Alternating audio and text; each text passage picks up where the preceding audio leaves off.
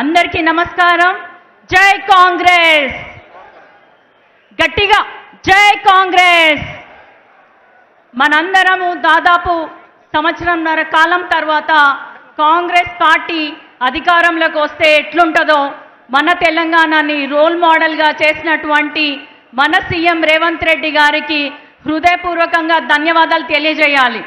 ఎందుకంటే మొన్నటికి మొన్న మేము ఏఐసిసి మీటింగ్ అని అహ్మదాబాద్ పోయినప్పుడు అక్కడంతా బూటకపు గుజరాత్ మోడలే ఉంది. అక్కడ ఎక్కడ కూడా అభివృద్ధి అనేది జరగలేదు. కానీ మన తెలంగాణలో చూసుకుంటే అనేక అంశాలలో అన్ని వర్గాలు, పేద ధనిక బడుగు బలహీన వర్గాలందరినీ కూడా సమానంగా చూస్తూ మన రాష్ట్రం ఎన్ని అప్పులలో ఉన్నా కూడా సంక్షేమము అభివృద్ధి రెండు కళ్ళలాగా చూస్తూ ముందుకెళ్తున్నటువంటి మన ప్రభుత్వం ఇప్పుడు అసలైన పరీక్ష ఆసన్నమైంది మన ముందు. అదేంటంటే లోకల్ బాడీ ఎలక్షన్స్.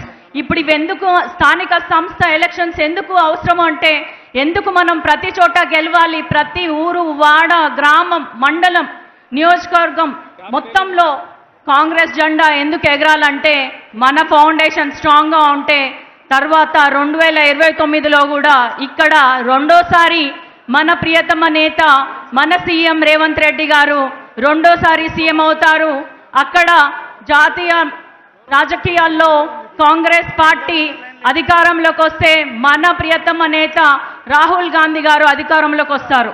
ఎందుకు అవసరం అంటే ఇక్కడ పార్లమెంట్లో మనకున్నటువంటి బీజేపీ ద్వయం అమిత్ షా గారు మరియు మోడీ గారు ఎంతసేపు మతోన్మాదాన్ని నమ్ముకున్నారు. కానీ రాహుల్ గాంధీ గారు వారి అనుచరులైన మనమందరం కూడా కేవలం రాజ్యాంగాన్ని నమ్ముకున్నాము.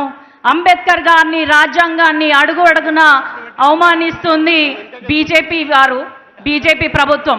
కాబట్టి మన ముందు తరాలు మంచిగా ఉండాలంటే మనం ఇప్పటికే చూస్తున్నాం అనేక రాష్ట్రాల్లో అనేక వర్గాలని, మైనారిటీ, ముస్లిమ్స్, క్రిస్టియన్స్, మహిళలు, దళితులు, ఇట్లా వాళ్ళకి ఇవన్నీ వర్గాలు కూడా నచ్చవు. కాబట్టి అందరి మీద దాడి చేస్తూ అది ఎక్కడ కూడా బయటపడకుండా అణిచివేత అనేది ఆరంభించింది బీజేపీ ప్రభుత్వం. మరి అలాంటి అణిచివేతని అడుగడుగున ప్రశ్నిస్తుంది ఎవరైనా ఉన్నారంటే అది కేవలం రాహుల్ గాంధీ గారే. మన భవిష్యత్ తరాలని మనం కాపాడుకోవాలంటే ఖచ్చితంగా మనము ఈ స్థానిక సంస్థల ఎలక్షన్స్లలో ప్రతి చోట మన జెండా ఎగరాలి. మళ్ళీ మరోసారి కాంగ్రెస్ ప్రభుత్వం మన తెలంగాణ అధికారంలోకి రావాలి. అదేవిధంగా జాతీయ రాజకీయాల్లో రాహుల్ గాంధీ గారు చక్రం తిప్పి ప్రధానమంత్రి అవ్వాలి. అప్పటి వరకు ప్రతి ఒక్కరు కూడా రాహుల్ గాంధీ గారి సైనికులై కదం తొక్కాలి. గత 10 ఏళ్లలో కడుపు కట్టుకొని పనిచేసిన ప్రతి ఒక్క కార్యకర్త ఇంకో 5 ఏళ్ళు ఇదే విధంగా కష్టపడి మన ప్రభుత్వాన్ని, మన పార్టీని మరింత పటిష్టంగా చేసుకోవాలని మీ ఆడబిడ్డగా ప్రతి ఒక్కరిని వేడుకుంటూ సెలవు తీసుకుంటున్నాను.